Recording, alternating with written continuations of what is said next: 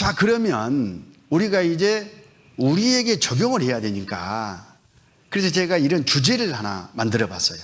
세 가지 것입니다. 어디로 절권할 것이냐. 각 사람 내가 어디로 절권할 거냐.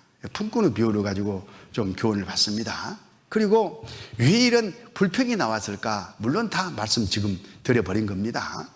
그리고 이제 하나님의 은혜를 은혜로 누리고 살려면 각 사람 나를 어디에 놓고 있어야 되느냐. 평소에 어느 위치에 나를 자리매김하고 있으면 하나님의 은혜를 은혜로 알고 내가 살아갈 수 있겠느냐. 이게 이제 중요하죠. 적용이니까. 자, 어디로 접근할 것인가. 만약에 여기 아침 품꾼이 은혜의 법 아래 섰다면 하고 가정해보자 그 말이에요. 이른 아침에 포도원에 들어가 가지고 온종일 땀을 흘리고 수고한 더위를 견딘 그 품꾼의 입장이 은혜의 법 아래서 이 주인을 바라본다면 그런 뜻이죠. 이 사람을 이제 분석해 보기 위해서 마음의 상태도 좀 보고 또 일하는 상태도 이제 교훈을 받아보는 겁니다. 만약에 은혜의 법 아래 섰다면 이 아침 품꾼이 일을 시작할 때에 이런 마음이었을 거다 그 말이에요. 우리 마음이어야 됩니다. 이야, 감사하네. 이야, 오늘 아침에 나를 그냥 이른 아침에 첫 번째로 지목해가지고 포도원에 들여보내 주니 그것도 한 데나리온 하루 나와 우리 가족이 먹고 살 분량을 주시겠다고 약속하니 감사해요 안 해요? 안 뽑혔으면 어쩔 거요. 뽑아준 것만 해도 감사한 겁니다. 그래서 그 주인에게 감사한 마음으로 나를 특별히 써 주신 주인의 그 은혜에 감사하는 마음으로 그 은혜를 보답하고자 하는 마음으로 열심히 요령 피우지 않고 일했지 않겠습니까? 그게 바로 은혜 아래 있는 사람이에요. 그리고 끝날 때도 다 한 달에 하나씩 주는 거예요. 그럼 아까 이 사람은 율법 아래 있어서 그렇게 불평을 했지만 은혜의 법 아래 있다면은 아니 나하고 약속한 것 당연히 나 한 데나리온 받았어. 이거 가지면 오늘 내가 나와 우리 가족이 먹고 살기에 충분해. 감사해. 안 뽑아줬으면 어쩔 거냐? 이게 이제 기준이었던 거예요. 왜? 받을 자격이라고는 털끔한 것도 없는 자신을 자기가 알기 때문에. 그런데 11시, 오후 3시, 12시, 오전 9시 그런 사람들도 똑같이 한 대라는 걸 주는 걸 보면서 은혜의 법을 적용하고 있기 때문에 야, 주인 좋으신 분이네. 그렇지 않아도 야, 저 사람들 오후 3시, 오후 5시 이렇게 들어와 가지고 몇 분 되지도 않을 텐데 그걸 가지고 어떻게 오늘 또 내일 점심까지 먹고 살 수 있을까? 전에 나도 너무 힘들던데 참 걱정이 돼가지고 염려해 주는 마음이었는데 긍휼히 여기는 마음입니다. 한 달에 한씩을 주는 걸 보고는 마음이 놓였지 않겠습니까? 야, 저 사람들 가족도 다른 건 몰라도 오늘 내일만큼은 풍성하게 먹겠구나. 잠자리가 편하겠구나. 저 주인 너무나 감사하네.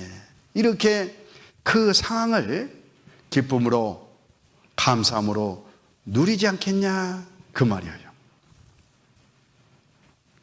오케이? 그러면서 이제 일하는 상태를 보면 그런 마음을 갖고 있기 때문에 일찍 온 자기 땀 흘려 일했는데 너 인자 왔어? 이렇게 하는 게 아니라 야 얼마나 잘 됐냐. 오후 5시에 1시간 남겨 들어왔어. 야 얼마나 잘 됐냐. 1시간이라도 최선을 다하자. 이런 주인이 어디가 있어.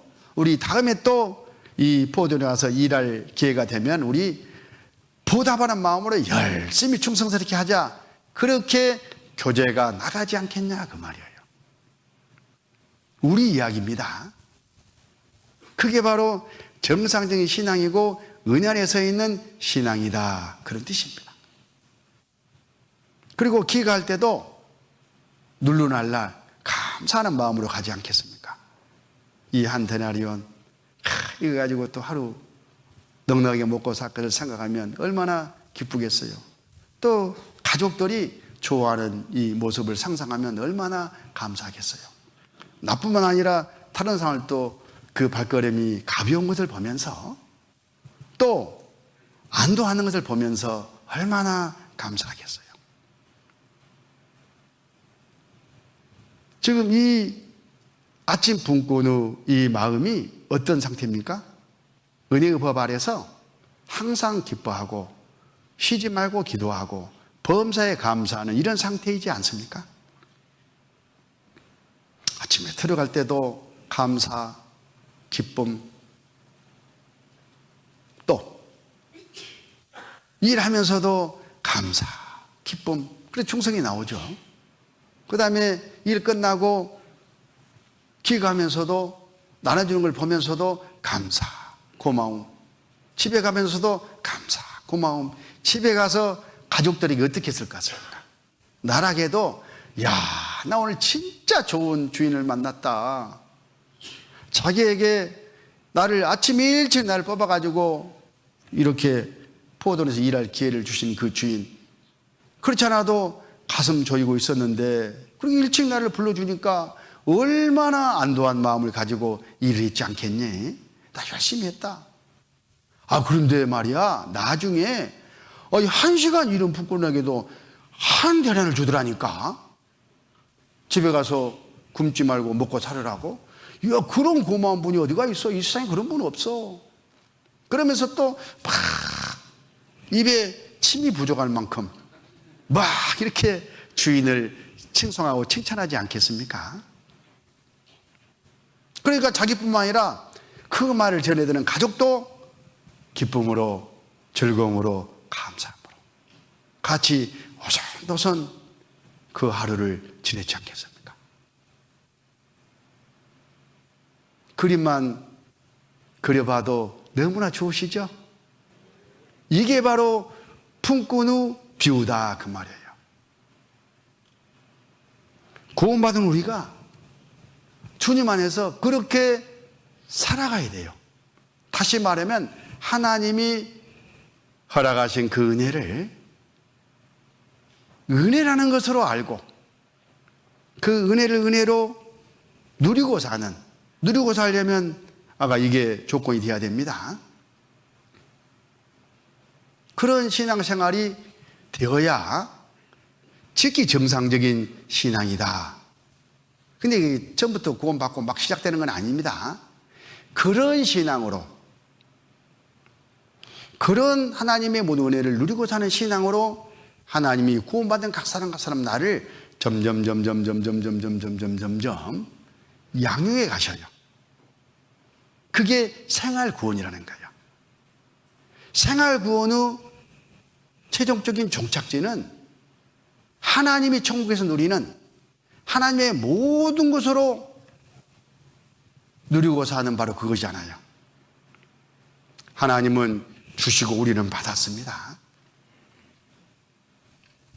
그 하나님의 것을 하나님의 은혜로 알고 누리고 사는 삶, 그 삶의 척도가 생활구원의 정도를 말하는 것이고 신앙의 성장의 정도를 말하는 것이고 그 사람의 믿음의 리트머스 종이가 되는 거예요.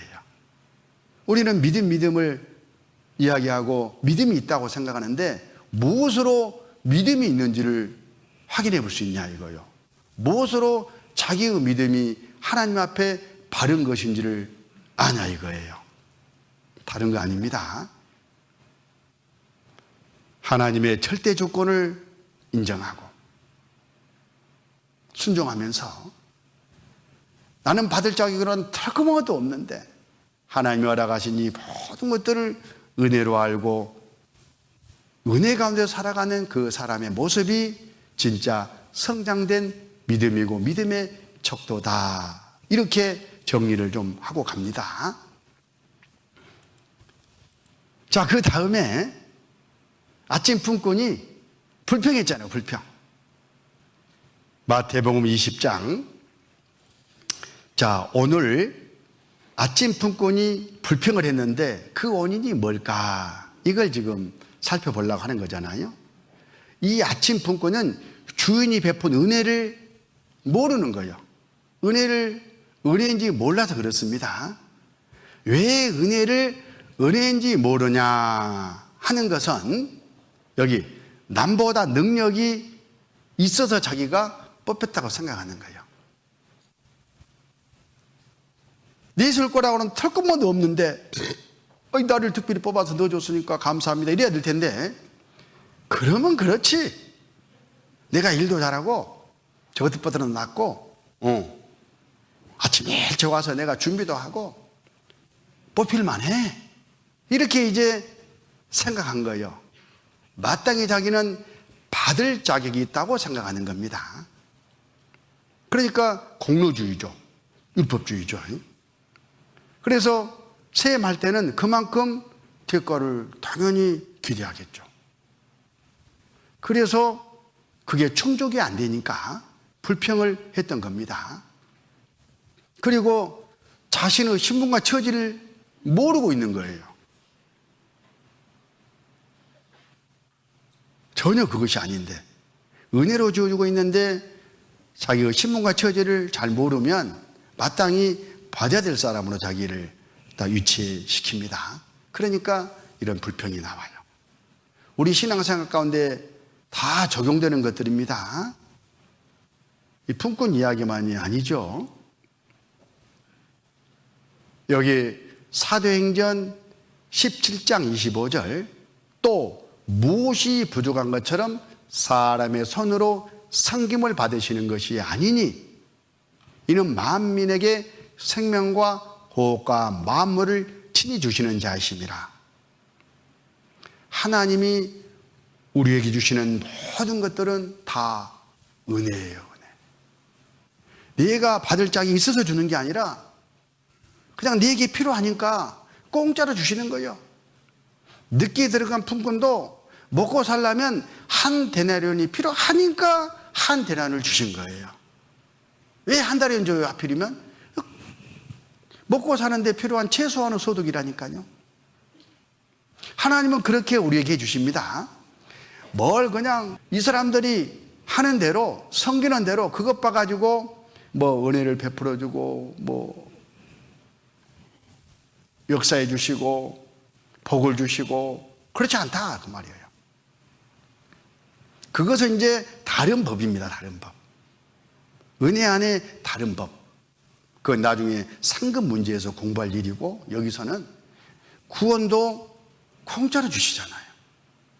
구원받고 사는 이 신앙생활도 우리가 무슨 자격이 있어서가 아니라 공짜로 이 신앙생활을 할 수 있도록 여건을 만들어 주시고 우리를 써 주시는 거예요. 그 의식이 중요하다.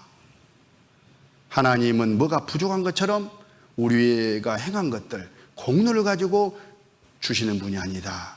그렇게 정리돼야 되고, 로마서 11장 35절, 누가 주께 먼저 드려서 갚으심을 받겠느냐? 그렇지 않다 그 말이죠. 그런 사람은 없다 그런 뜻이죠. 이는 만물이 주에게서 나오고 주로 말미암고 주에게로 돌아갑니다. 영광이 그에게 세세에 있으려다 하면, 아무것도 없는 데서 이 모든 것을 지으시고 운영하고 계시는 하나님, 다 하나님께로부터 공짜로 왔잖아요. 그 안에 내가 태어나서 사는 것도 그렇고, 내가 구원받은 것도 그렇고, 내가 구원받고 사는 것도 다 그렇습니다. 내가 뭔가 하나님께 드려서 받을 수 있겠냐, 그런 자격이 있느냐 그 말이에요. 없어요.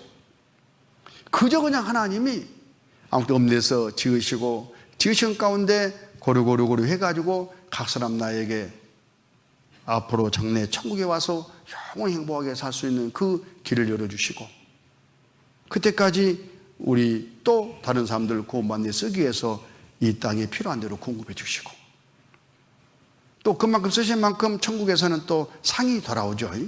그 상을 챙겨주는 일을 공짜로도 해주시고, 이게 얼마나 감사한 일이겠어요. 공로주의는 안 됩니다. 이사야 26장 12절, 여호와여 주께서 우리를 위하여 평강을 베푸시오리니 주께서 우리의 모든 일을 우리를 위하여 이루십니다. 하나님께서 우리에게 관련된 모든 일을 우리를 위해서 하셔요. 어떻게? 은혜로, 그런 뜻입니다. 우리의 신분과 처지를 좀 살펴보겠습니다. 누가복음 17장 직접 한번 성경 찾아보십시다. 누가복음 17장 7절, 이 말씀은 늘 묵상하고 있어야 됩니다. 내가 바로 주님 앞에, 하나님 앞에 이런 사람이다, 그런 뜻이에요. 누가복음 17장 7절, 너희 중에 네게 밭을 갈거나 양을 치거나 하는 종이 있어 밭에서 돌아오면 저더러 곧 와 앉아서 먹으라 할 자가 있느냐?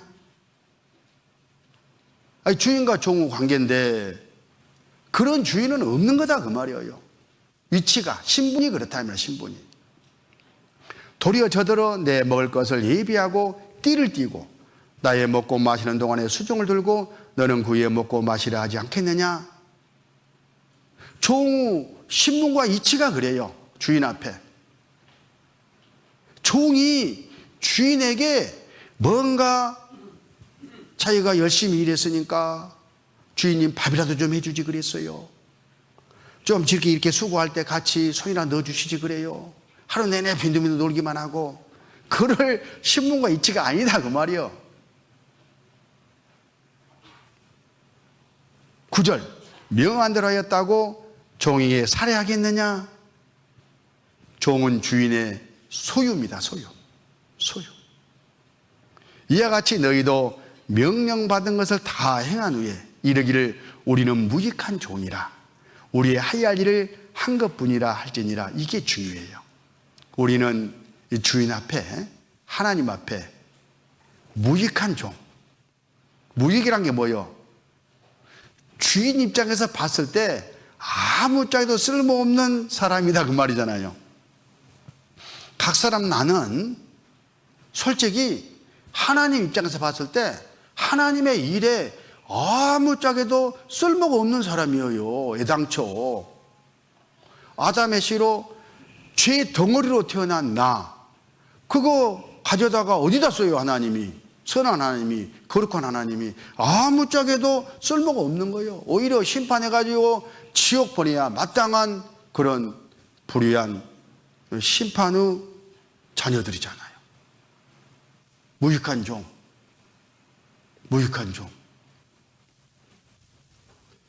하나님 입장에서는 아무짝에도 쓸모없는 그런 나다. 원래 그런 나고 구원받고 나서도 하나님 앞에는 내가 그런 사람이라는 그런 생각을 계속 갖고 있어야 돼요.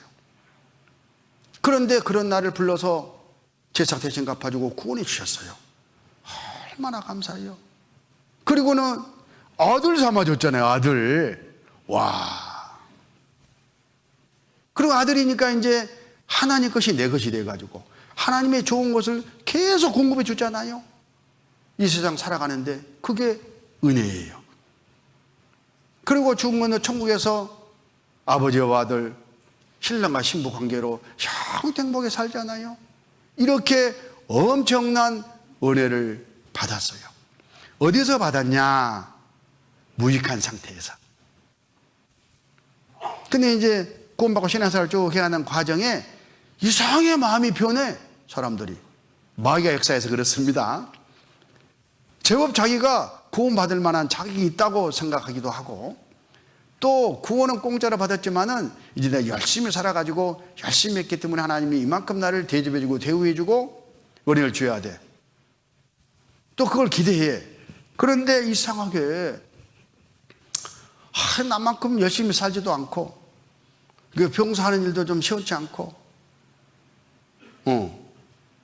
그런 형제자매는 저렇게 구역 모임 때 와서 간증한 것 보면은 뭐 은혜가 철철 넘치고 가지고도 별로 없으면서도 그냥 다 가진 것처럼 살고 또 일도 또 잘 돼요. 전도 잘 되고 나는 이만큼 열심히 하고 기도하고 나름대로 다 행해보려고 애를 쓰고 좀 정성을 다하고 있는데 왜 내 일은 이렇게 안 풀리는 거야 하나님 하고 또 하나님은 원망해.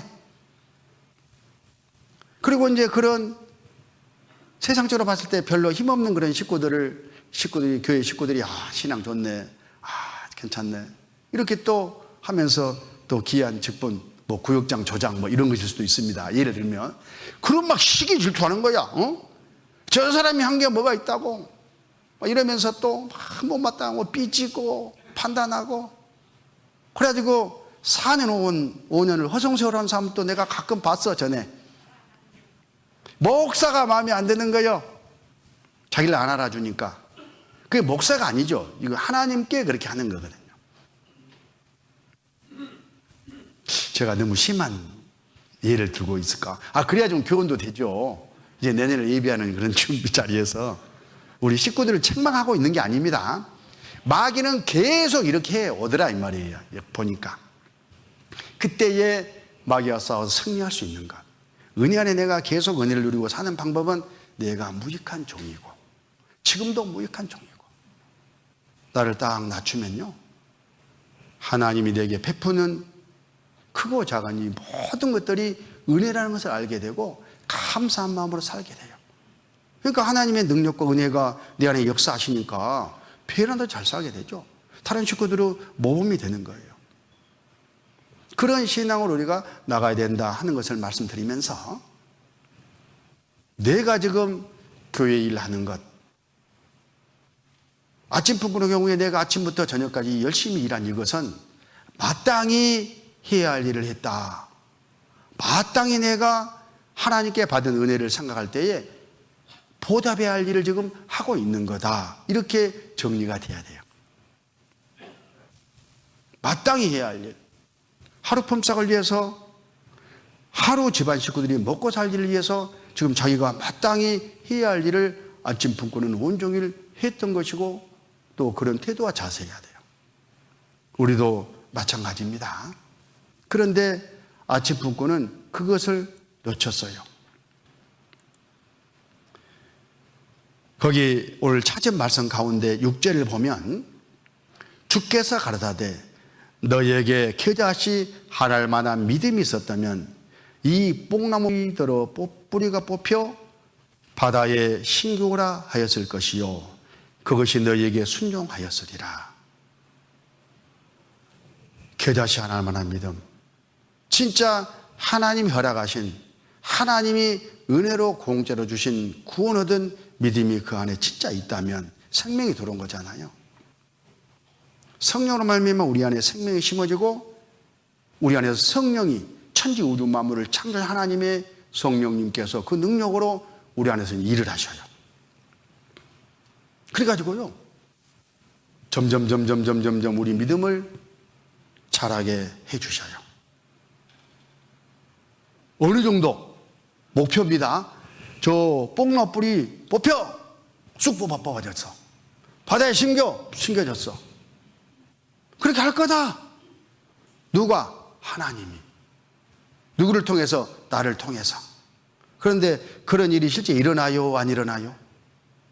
그러니까 이건 뭔 소리일까? 그런데 실제 우리 믿음이 이 하나님이 이 능력을 나를 통해서 행할 수 있는 믿음까지 자라면 된다는 말이요. 그 믿음의 최종 목표가 주님이잖아요. 주님은 뽕나무 뿌리 뽑아가지고 바다에 싱거우라 하면 싱겨지겠어? 안 싱겨지겠어요? 당연히 주님은 하시죠. 음료도 있게 하시고 홍해바다를 가르시고 다 그런 일을 하셨잖아요. 우리도 할 수 있어야 된다. 근데 우리는 못한다. 왜 못하냐? 그만한 믿음이 안 돼서 그런 거예요. 문제는 내가 그만한 믿음이 안 됐다고 생각을 해야지. 그 목표가 잘못된 게 아니다. 제가 저런 뽕나무 뿌리들을 뽑혀 바다에 신고를 할 만큼 믿음이 되려면 먼저 이거 나오잖아요. 뽕나무 뿌리가 뽑히는 것처럼 자기, 율법 아래에 있는 자기 공로, 자기, 모든 하나님께로부터 오는 은혜를 막는 이 자기가 부인돼야 돼요. 십자가에 이미 못 박겠다는 사실을 알고 자기를 주님께 맡겨진 그런 신앙의 상태로 교리적으로 우리가 다 알잖아요. 지금 점점 자라가지고 실제 맡겨져야 된다 그 말이에요. 그게 바로 뿌리가 뽑힌 상태예요. 그쪽으로 계속 하나님은 우리의 믿음을 양육해 가십니다. 그래서 믿음이 성장하신 식구들, 믿음이 비교적 좋은 식구들은 간증을 들어본다거나 하면 뭐가 나와요? 아이고, 나는 자격도 없는데, 무익한 종인데, 나는 마땅히 해야 할 일을 했을 뿐인데, 이렇게 하나님이 나한테 이렇게 해주시니까 세상적으로 보면 별것도 아닐 수가 있습니다. 그런데 그걸 그렇게 감사한 마음으로 받아 누리고 살아요. 그게 믿음이 좋은 사람이다. 믿음이 좋은 분이다. 그 믿음의 결과 곧 본질이다. 이렇게 딱 정리가 돼 있어야 돼요.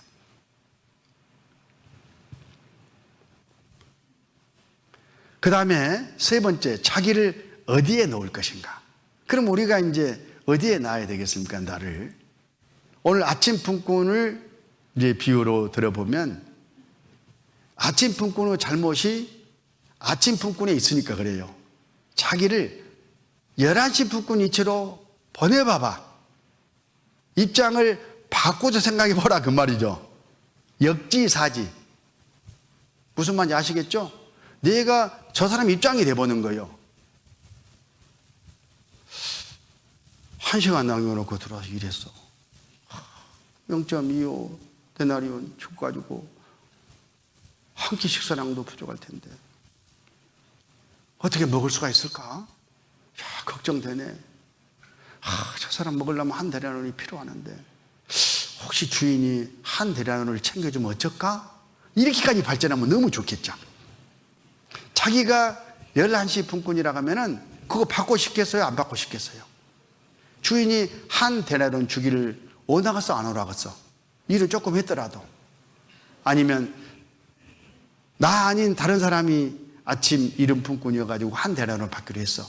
그럼 쌤 해보니까 0.25요. 0.25만 주세요. 나는 0.25로 만족해요. 괜찮아요. 그럴 사람 어디가 있어? 다 굶어 죽는데 가족이. 근데 또 상담하고 구원받는 가정에 보면 그런 사람이 또 있더라고. 자기 공로로, 자기 수고로, 자기 노력으로 뭔가 해서 하나님께 인정받아가지고 구원받아보려고 한 사람이 그런 사람이에요. 그건 이제 다른 주제니까 그냥 넘어가고, 아침 품꾼이 11시 품꾼의 입장이 됐다면 절대 아까 그런 주인께 푸념하는 그런 말을 하지 않았을 거다. 그런 뜻이에요. 우리도 신앙생활 가운데 내가 좀 편하게 최근에 주님께로부터 은혜를 받아 누리고 산다고, 내가 또 할 만큼 했다고 다른 그렇지 않은 형제 자매들 함부로 대하면 안 돼요. 내가 그 형제 자매가 돼보는 거예요. 내 신앙이 저 형제 자매의 입장이라면 어쩌겠냐. 나라가면 저만큼도 못하겠네. 아이고, 나라가면 교회 지금 나오고 있을랑가 모르겠다. 이렇게 자기를 낮춰야 돼요. 그런데 저 형제 자매가 저만큼이나마 붙어서 주님을 섬기고 있는 걸 보니까 그 자체가 하나님의 은혜구나, 주님의 은혜구나. 그리고 우리 다 함께 주님께 감사하는 그런 마음이 된다. 그게 사랑이에요, 사랑. 형제자매를 사랑한다는 것은 거기서 출발하는 거예요. 역지사지. 그래서 이 성경에 보면 아침 품꾼 같은 사람과 또 11시 품꾼 같은 사람의 그림자가 있습니다. 바리새인과 세리가 그래요. 한번 보십시다. 누가복음 18장 11절. 바리새인은 서서 따로 기도하여 가로되 하나님이여 나는 다른 사람들 곧 토색, 불의, 간음을 한 자들과 같지 아니하고 이 세리야도 같지 아니함을 감사하나이다. 나는 일에 2번씩 금식하고 또 소득의 11조 드리나이다 하고. 이 바리새인 보세요. 공로주의. 내가 율법 다 지키고 내가 하나님께 지극성도 다 하고 히레처럼 못된 짓거리 안 하고 내가 열심히 하나님을 섬겼습니다. 그러니 나를 어째라? 특별 대우해 주라 그 말이잖아요. 천국 앞자리죠? 이렇게 말하고 있는 거예요.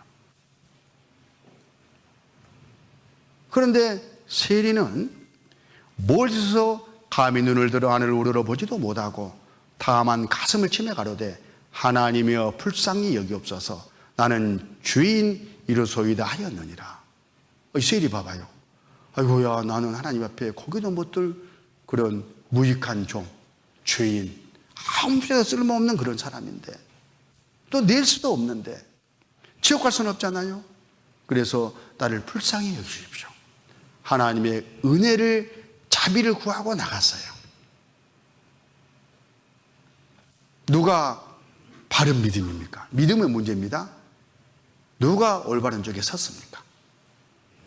바로 세리잖아요.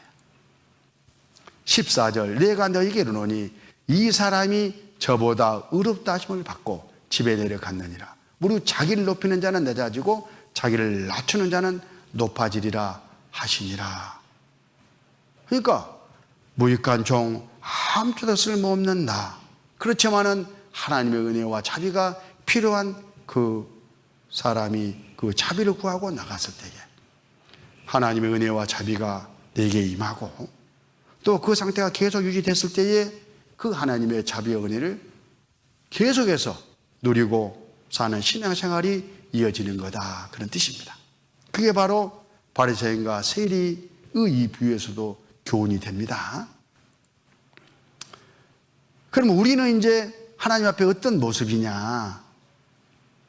우리는 진짜 아무짝에도 쓸모없는 그런 인생들이잖아요. 욥기 4장 17절 인생이 어찌 하나님보다 의롭겠느냐? 사람이 어찌 그 장선이보다 성결하겠느냐? 내세울 것이 없다. 하나님 앞에는 아무짝에도 쓸모가 없다. 그 말씀을 이렇게 하시는 거예요. 하나님은 그 종이라도 오히려 믿지 아니하시며 그 사자라도 미련하다 하시나니 하물며 흙집에 살며 티끌로 털을 삼고 하루살이에게라도 눌려 죽을 자이겠느냐? 우리가 그렇게 연약하고 미숙하고 무익한 인생들이다. 오직 하나님의 자유와 능력과 은혜가 아니면 아무것도 할 수 없는 그런 인생들이다. 이런 태도와 자세를 가져야 된다, 그런 뜻이죠. 욥기 35장 7절 내가 의로운들 하나님께 무엇을 드리겠으며 그가 내 손에서 무엇을 받으시겠느냐? 그렇죠. 하나님 뭐가 아쉬워서 우리에게 받아요? 내 악은 너와 같은 사람이 해야 할 따름이요 내 의는 인생이나 유익하게 할 뿐이라. 우리 걸 가지고 뭔가 대가를 바라면서 구원을 받고 신앙생활을 하려고 하는 태도는 다 율법 아래 있고 잘못된 거다. 그걸 지금 말씀하셔요.